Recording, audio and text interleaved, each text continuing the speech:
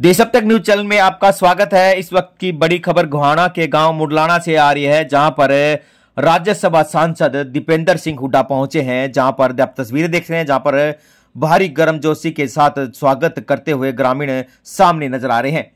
कांग्रेस के राज्यसभा सांसद दीपेंद्र सिंह हुड्डा ने बीजेपी पर एक बार फिर जमकर निशाना साधा।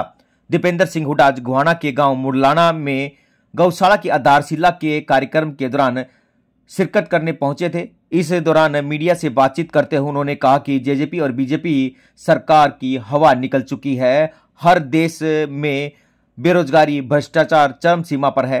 हरियाणा में अमित शाह के दौरे को लेकर जिसने उन्होंने कहा कि लोकसभा के 10 की 10 सीटें बीजेपी एक बार फिर जीतेगी। इस पर उन्होंने कहा कि केंद्रीय मंत्री या बड़ा बीजेपी का आए उसे कोई भी फर्क नहीं पड़ता है। गोहाना के गांव मुडलाना में गौशाला के वार्षिक प्रोग्राम में मुख्य अतिथि के तौर पर पहुंचे सांसद दीपेंद्र सिंह हुड्डा ने कहा कि पिछले चुनाव में बीजेपी ने नारा दिया था 75 पार, कुछ कह रहे थे अब 80 पार की सीट आएंगी। मैंने कहा था कि यह बेवकूफ़ी बना रहे हैं और अब जब उसकी जो सीटें हैं मात्र 40 आई और अटक गई। और बार बीजेपी करारी हार का सामना करना पड़ा। कांग्रेस पार्टी 10 की 10 लोकसभा की सीटें जीतेंगी। भूपेंद्र सिंह हुड्डा के नेतृत्व में कांग्रेस और मजबूत होगी। आंगन पार्टी कोई गठबाजी नहीं है, सभी नेता एकजुट हैं। अब तक संगठन नहीं बनने को लेकर भी उन्होंने जवाब दिया कि कांग्रेस का पिछले चुनाव में भी संगठन नहीं था, ऐसे कोई फर्क नहीं पड़ने वाला है। आप तस्वीरें जो है देख रहे हैं गांव मुडलाना की, जहां पर गौशाला के वार्षिक कार्यक्रम में पहुंचे हैं और जो तस्वीरें हैं वो गौशाला के स्टेज की तस्वीरें हैं, जहां पर जो है बड़ौदा से विधायक इंदुरा नरवाल उनके साथ बैठे हुए नजर आ रहे हैं। और बड़ौदा के वरिष्ठ नेता हैं कांग्रेस के डॉक्टर कपूर सिंह नरवाल जो है उस अवसर पर मौजूद रहे और भी जो है कांग्रेस के काफी नेता जो है यहाँ पर मौजूद नजर आए। आप सभी से अपील रहेगी कि इन तस्वीरों को ज्यादा से ज्यादा शेयर करें ताकि हर व्यक्ति तक यह खबर पहुंचे कि आज कांग्रेस के जो राज्यसभा सांसद है दीपेंद्र सिंह हुड्डा वो गोहाना के गांव मुडलाना पहुंचे थे और वहां पहुंचकर जो है उन्होंने यहां पर पहुंचकर जो है लोगों से को भी संबोधित करने का काम किया गया है। और भारी संख्या में जो है लोग वहां पहुंचे थे और उसके बाद जो है उन्होंने लोगों को संबोधित भी किया और उन्होंने कहा कि आने वाला जो समय है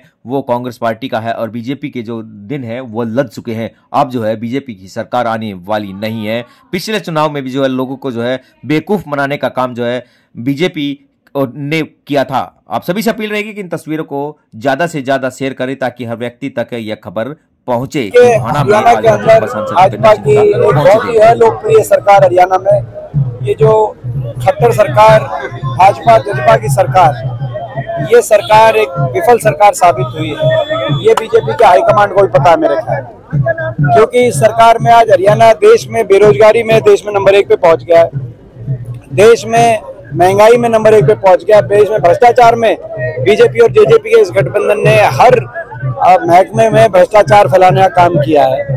और कहीं ना कहीं किसान, छोटा व्यापारी, गरीब आदमी और सरकारी कर्मचारी हर वर्ग इस सरकार से टोटली त्रस्त है। ऐसे में जो सरकार ने प्रदेश को खुशहाली विकास की पटरी से उतारा हो, लोग उस सरकार को सत्ता की कुर्सी से उतारने के लिए तैयार बैठी हरियाणा के अंदर। ये जो है ग्राउंड रिपोर्ट है, ये चाहे कोई बीजेपी या केंद्रीय नेता आए ना आए, ये ग्राउंड रिपोर्ट है। बजट पेश होने वाला, क्या कहना है बजट पेश होने वाला अभी हरियाणा सरकार का? तो जो मैं समझता हूँ कि इस कहते हैं ये बजट पेश होने के बारे में मैं यही कहूँगा कि ये बीजेपी की सरकार का, बीजेपी जेजेपी की सरकार का ये जो है अंतिम बजट साबित होगा। तो ये उस बजट के रूप में कम से कम इन्होंने इतने साल कुछ नहीं किया, इसी बजट में कुछ कर दे, हम धन्यवाद। बयान आया सरपंचों को लेके, उन्होंने बयान दे दिया है दोबारा से अगर वो नहीं उठते तो जो पंच बनाए गए उनको जो है परफॉर्मेंस के हिसाब से उनकी वो देनी चाहिए। अगर सरपंचों को कुछ पावर देनी ही नहीं थी तो फिर चुनाव क्यों कराए? 2 लाख की अगर विकास कार्यों की पावर देंगे तो 2 लाख तो आजकल विकास कार्य कई सामाजिक कार्यकर्ता भी, समाज सेवी भी करा लेते हैं। तो फिर उसमें सरपंचों के चुनाव कराने की क्या जरूरत थी? बहुत ही सरपंचों के अधिकारों को छीनने का काम इस सरकार ने किया है। पंचायती राज को लेकर सरकार की नीयत, पंचायती राज को एम्पावर करने की नींव है, उनकी जो पावर्स को हड़पने की इस सरकार की नीयत दिखाई दे रही है। दीपेंद्र जी, अमित शाह हरियाणा में आए 10 सीटें जीतने का टारगेट बीजेपी कार्यकर्ताओं को, आपका क्या कहना है?